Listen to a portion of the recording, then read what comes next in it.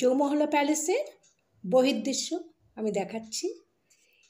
এই মহল 1750 সালে নির্মাণ কার্য এই মহলের শুরু হয়েছিল, আর এর কাজ চলেছিল 100 বছর ধরে।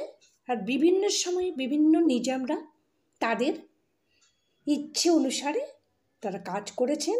1869 সালে পঞ্চম নিজাম আফজল আবদুল্লার হাতে এই মহলের কাজ শেষ হয়েছিল।